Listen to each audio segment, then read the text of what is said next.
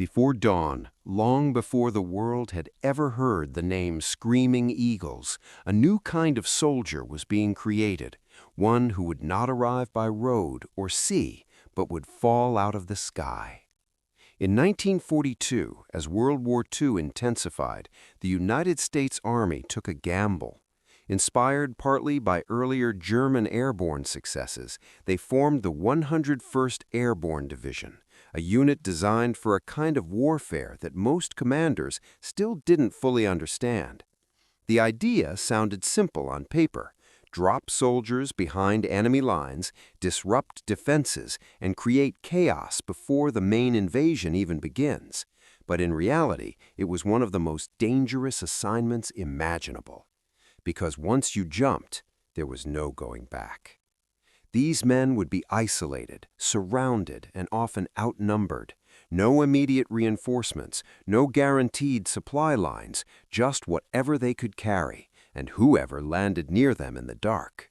From the very beginning, the division wasn't just trained to fight, it was trained to survive in total uncertainty.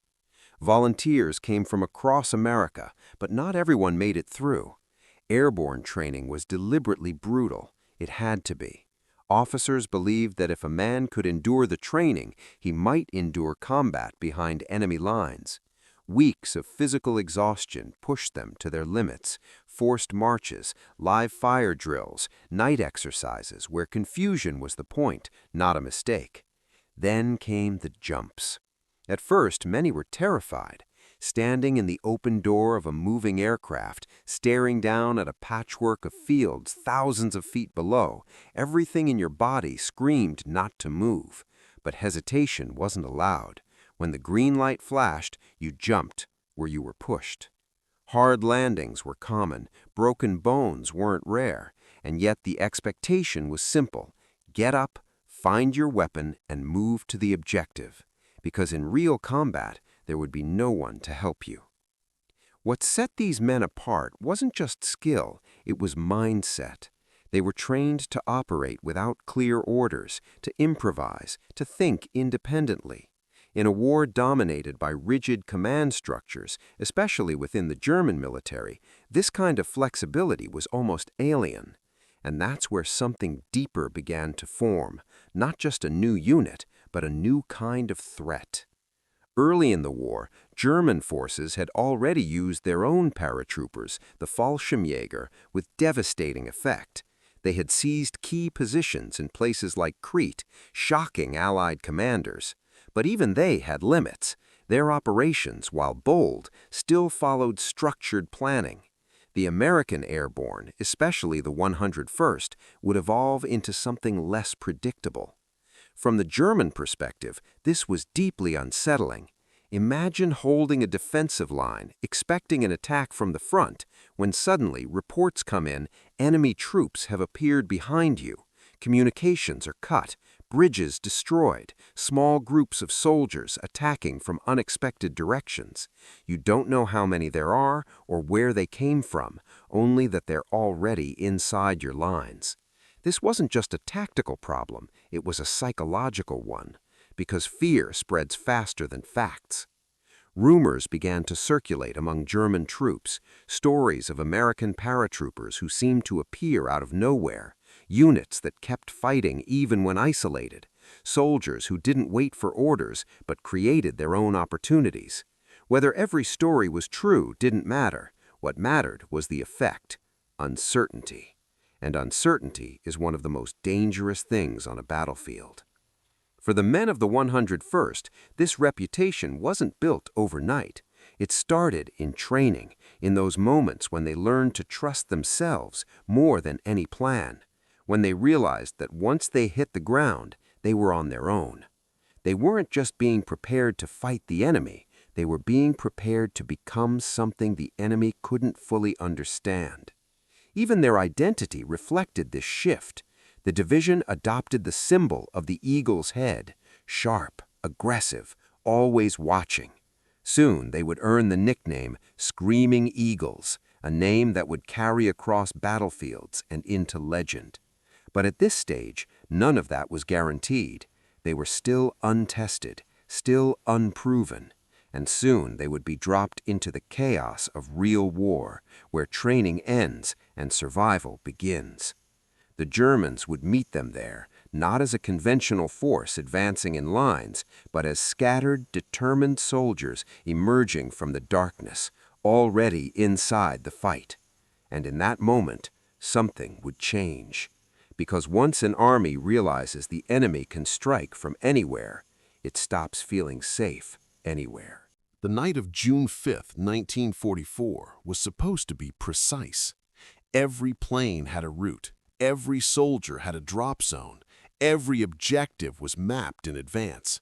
It was one of the most carefully planned operations in military history, the opening phase of D-Day.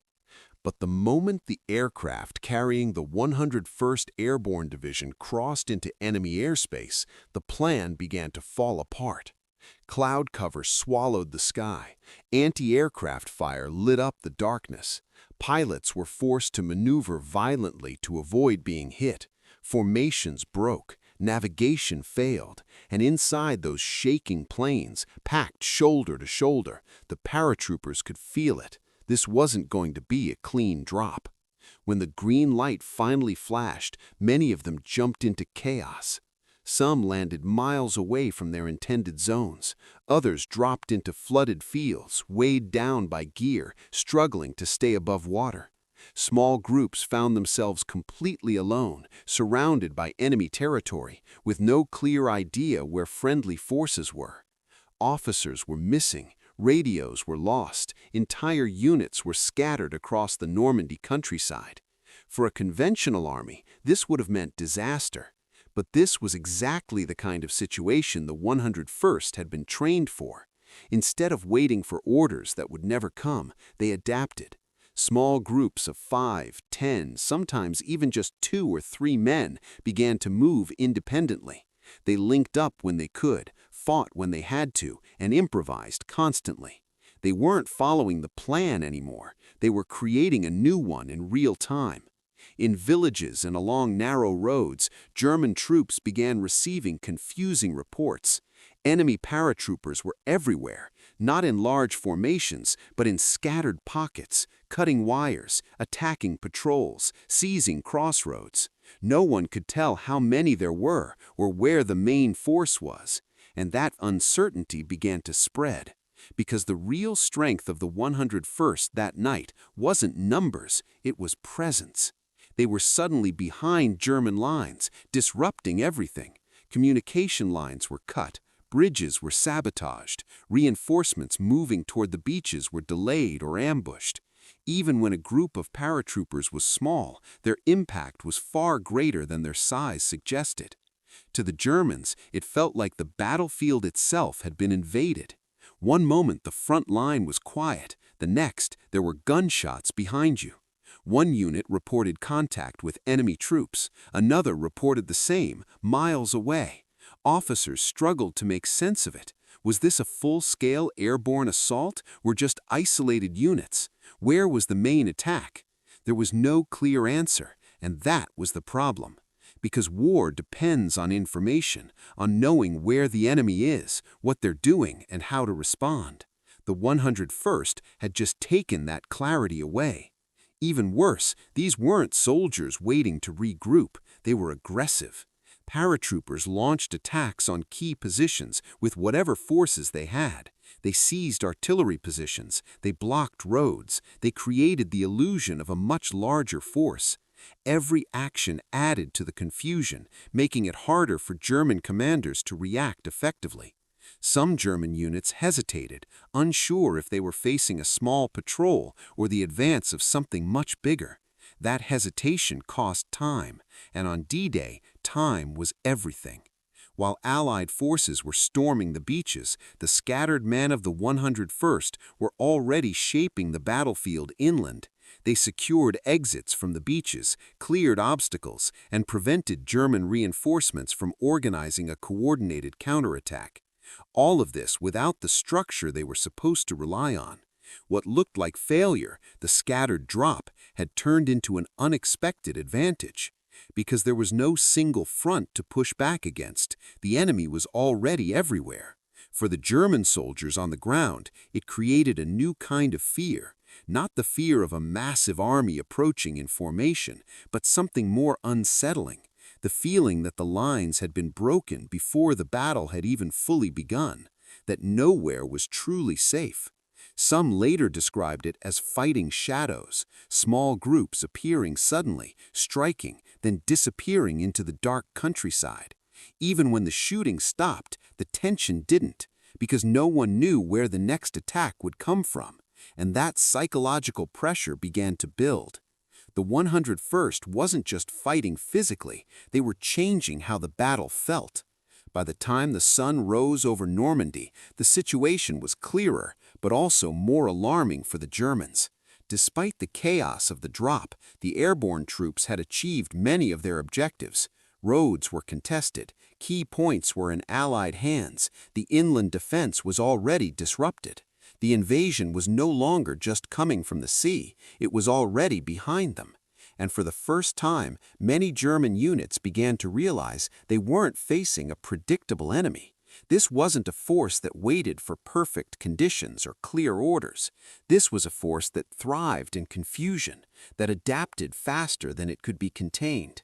And as the battle for Normandy continued, that realization would only grow stronger. Because what happened that night wasn't just a chaotic beginning, it was a warning. The kind of war the 101st was bringing couldn't be controlled in the usual ways. It couldn't be easily mapped or neatly countered. It spread, shifted, and struck where it was least expected. And for the German soldiers trying to hold the line, that made it something far more dangerous than numbers alone could explain. By the time the fighting moved beyond the beaches of Normandy, something had already become clear to the German forces facing the Americans. This was not a normal enemy. The men of the 101st Airborne Division did not behave the way a traditional unit was supposed to. They didn't wait for perfect positioning. They didn't rely on long chains of command once the shooting started. And most importantly, they didn't stop when conditions turned against them. Instead, they adapted. As the campaign pushed deeper into France, the 101st continued to fight in a way that frustrated German commanders. Rather than advancing in large, predictable formations, they operated in smaller, flexible groups. Squads would move quickly through hedgerows, forests, and villages, using the terrain to their advantage. They struck where defenses were weakest, then shifted before a proper response could form. To a military built on structure and order, this was deeply unsettling. German doctrine relied on coordination, timing, and clear lines of engagement. Units were expected to hold positions, reinforce when needed, and counterattack with precision. But against the 101st, those expectations kept breaking down, because there was no clear pattern to follow. A patrol sent to secure a road might suddenly come under fire from an unseen position. A quiet sector could erupt into combat without warning. Supply lines, considered safe just hours earlier, would be hit by small, aggressive groups that seemed to appear out of nowhere and then disappear just as quickly. This wasn't just about tactics, it was about control. The Germans were losing it. Every time they tried to stabilize a situation, something unexpected would happen. A bridge destroyed, a convoy ambushed, a position overrun not by overwhelming force, but by speed and surprise. Even when they pushed back successfully, they couldn't be sure the area was truly secure, because the enemy didn't hold still. For the soldiers on the ground, it created a constant sense of tension. There were no safe rear areas, no clear front lines. The battlefield had become fluid, unpredictable, and exhausting. And the 101st seemed to thrive in it. They had been trained for this kind of warfare, to think independently, to act without waiting, to turn confusion into opportunity. Where another unit might hesitate, unsure of orders, these paratroopers moved forward. That initiative gave them an edge. But it also gave them a reputation. German troops began to see them not just as another Allied unit, but as something different, more aggressive, more relentless. There were reports of American paratroopers continuing to fight even when cut off, even when outnumbered, even when low on ammunition. They didn't withdraw easily. They didn't surrender quickly. And that kind of behavior sticks in the mind of an enemy. Encounters between the 101st and elite German formations made this even more intense. Units like the Fallschirmjäger, Germany's own paratroopers, and formations from the SS were used to facing tough opposition. They were disciplined, experienced, and confident. But even they found the Americans difficult to predict, because the 101st didn't mirror them. Where German units often relied on coordinated maneuvers, the Americans relied on improvisation. Where the Germans expected a structured response, they encountered something more chaotic, but also more adaptable. It was like fighting an opponent who refused to follow the same rules. And over time, that creates frustration. Frustration turns into mistakes. Mistakes turn into losses. There were moments when German commanders believed they had the situation under control, only for it to slip away again. A position secured one night would be contested the next. A quiet sector would suddenly become active. Reports would come in that didn't match the expected picture of the battlefield. It became harder to trust the information they were receiving, harder to predict what would happen next, and that uncertainty began to wear people down. War is not just about firepower, it's about momentum, confidence, the belief that you understand what's happening around you. When that belief starts to crack, everything becomes more difficult.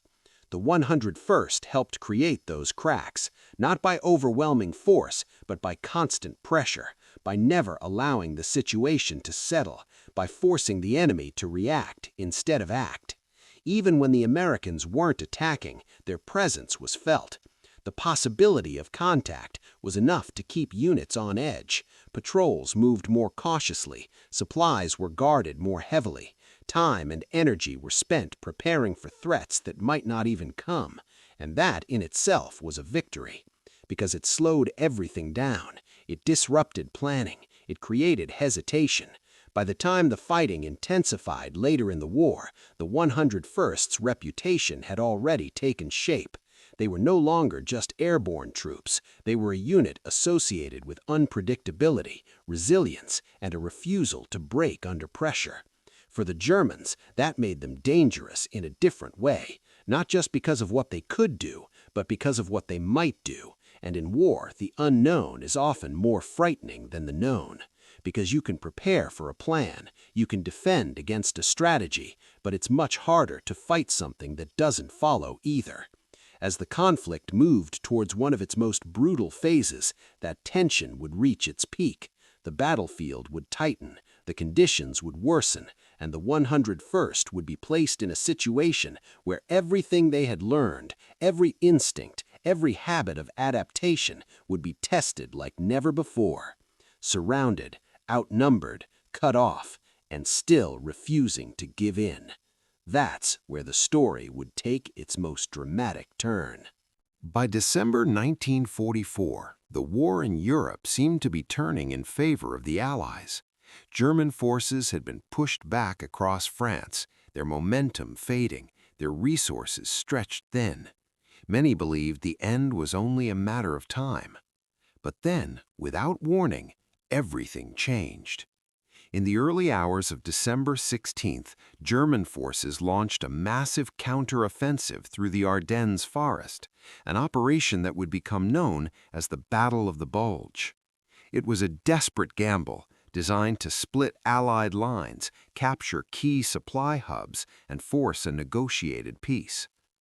At the center of this plan was a small Belgian town, Bastogne. 7 major roads converged there. Whoever controlled Bastogne controlled movement across the region. For the Germans, capturing it quickly was essential. For the Allies, holding it was critical. And standing in the way was the 101st Airborne Division. The division had been resting after months of fighting when orders came in. There was no time to prepare properly, no winter gear for many of the men, limited ammunition. They were rushed to the front, packed into trucks, moving toward a battle that was already unfolding. When they arrived, the situation was worse than expected. German armored units, some of the most experienced and heavily equipped in the war, were advancing rapidly. American lines were collapsing in places. Entire units were retreating. Confusion spread as reports came in from all directions. And then the 101st was ordered to hold Bastogne. Not delay, not withdraw, hold. Within days, they were surrounded. German forces closed in from all sides, cutting off supply routes and isolating the town completely. Snow covered the ground, temperatures dropped below freezing. Artillery fire became constant, day and night, shells crashing into the town, tearing apart buildings, roads, anything that could offer shelter. There were no reinforcements coming, no easy escape. The men dug in. Foxholes were carved into frozen earth. Wounded soldiers filled makeshift aid stations, often without enough medical supplies. Food ran low. Ammunition had to be rationed carefully. Every shot mattered. And still, the attacks kept coming. German forces believed the situation was clear. The Americans were surrounded, outnumbered, and undersupplied. It was only a matter of time before they broke. So they sent a message, a formal demand for surrender. It was delivered under a flag of truce, carried by German representatives who expected a predictable response. After all, from a purely military standpoint, the situation seemed hopeless. Inside Bastogne, the message was received and passed up the chain of command. And then, something unexpected happened. The acting commander of the 101st, Brigadier General Anthony McAuliffe, read the demand. His response was just one word: nuts. At first, even his own officers were confused, but the meaning became clear quickly. It wasn't just a refusal, it was defiance, simple, direct, and impossible to misinterpret. The message sent back to the Germans made it official. Surrender was not an option. When German officers received the reply, they reportedly didn't know how to interpret it at first, but once they understood, it carried a message far beyond its single word. The Americans were not going to give in, not under pressure, not under fire, and not even when completely surrounded. And that changed everything. Because now, the battle for Bastogne wasn't just about territory, it became a test of will. German forces intensified their attacks, bringing in armor, infantry, and artillery in coordinated efforts to break the American lines. Each assault was met with resistance, sometimes barely holding, sometimes pushing back harder than expected. Despite the lack of supplies, despite the freezing conditions, the 101st continued to fight. They adapted again. They reused equipment. They redistributed ammunition. Units shifted positions constantly to respond to new threats. Communication was limited, but the instinct to hold, to resist, was shared across the entire perimeter. Every soldier understood the situation. There was nowhere else to go. For the Germans, this became increasingly frustrating. By all conventional logic, Bastogne should have fallen quickly. The defenders were isolated, vulnerable, and outmatched in terms of equipment. But they weren't breaking. And every day they held delayed the German advance. Every day gave the Allies more time to respond, time to regroup, time to counterattack. The longer Bastogne resisted, the more the German offensive lost momentum. Supply lines stretched, fuel shortages began to affect armored units. The initial surprise advantage started to fade. And at the center of it all, the 101st was still there, still holding, still refusing to surrender. Then, after days of isolation, something finally changed. The sound of artillery in the distance, different from before, friendly.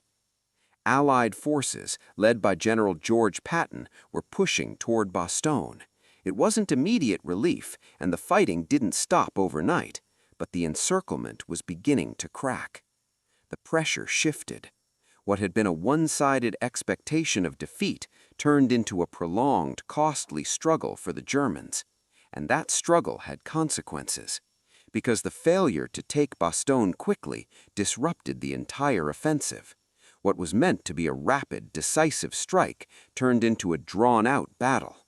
Momentum was lost, opportunities slipped away, and the cost kept rising. For the soldiers of the 101st, the battle became something more than just another engagement. It was proof of their training, their resilience, and their refusal to give in, even under the worst possible conditions. For the Germans, it became something else, a realization that this was not an enemy that could be easily broken, not by isolation, not by pressure, and not even by overwhelming force. And from that point on, the name Bastogne carried weight, not just as a place on a map, but as a symbol of resistance, a moment where everything pointed toward surrender, and instead, the answer was nuts. By the time the war in Europe entered its final phase, the reputation of the 101st Airborne Division was no longer just a rumor carried between units. It was something firmly established on the battlefield. German soldiers had faced many Allied formations by this point. British, American, Canadian, each with their own strengths, their own patterns, their own way of fighting. But the 101st stood out in a way that was difficult to explain in simple terms. It wasn't just what they did, it was how they did it. From the German perspective, war was supposed to follow a certain logic. You identified the enemy's position, measured their strength, and applied force accordingly. Even in difficult situations, there was usually a structure, a sense that with enough information, the chaos could be understood. But the 101st disrupted that sense of order. They didn't always hold fixed lines. They didn't always respond the way they were expected to. And when they were pushed into situations that should have broken them, cut off, surrounded, outnumbered, they had a habit of continuing to fight as if none of those conditions mattered. That created a kind of tactical frustration. German commanders found it harder to predict their movements. Plans that worked against other units became unreliable. Timelines slipped. Assumptions failed. Even when they achieved local success, it often didn't lead to the larger breakthrough they were expecting. Because somewhere nearby, the 101st would still be active, still interfering, still resisting. For the soldiers on the ground, this translated into something more personal. Facing an enemy that doesn't behave predictably forces you to stay alert constantly. There's no moment where you can fully relax, no point where you feel completely in control of the situation. That kind of pressure builds over time. It wears you down. Accounts from German veterans after the war often reflect this feeling, not necessarily of fear in the traditional sense, but of tension, a recognition that fighting certain units required more effort, more caution, more awareness. The 101st became one of those units. Part of it came from their origins. As airborne troops, they were already associated with risk. The idea of soldiers dropping from the sky behind your lines was unsettling on its own. It suggested that the battlefield was no longer confined to a front. It could expand in any direction at any time. But their actions reinforced that image. In Normandy, they appeared scattered yet effective, turning confusion into advantage. In the months that followed, they continued to operate with flexibility, adapting faster than many expected. And at Bastogne, during the Battle of the Bulge, they proved something even more significant, that they could endure, that they could be surrounded, cut off, and still refuse to collapse. The famous reply to the German surrender demand, "Nuts," became more than just a moment of defiance. It became a symbol, not only for the Americans, but also for the enemy observing them. Because it answered a question that had been forming over time. How far would they go? The answer, it seemed, was as far as necessary. That kind of mindset is difficult to counter with strategy alone. You can plan for numbers, you can plan for equipment, but it's harder to plan for an opponent whose defining characteristic is persistence, an opponent that continues to resist even when logic suggests they shouldn't.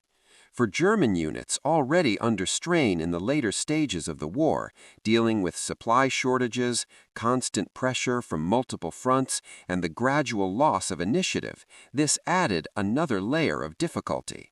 It wasn't just about defeating the enemy, it was about dealing with an enemy that refused to behave in a predictable, manageable way. And over time, that shapes perception. The 101st came to represent a certain kind of fight, one that wouldn't end quickly, one that wouldn't follow expectations, one that demanded more than the usual effort to overcome.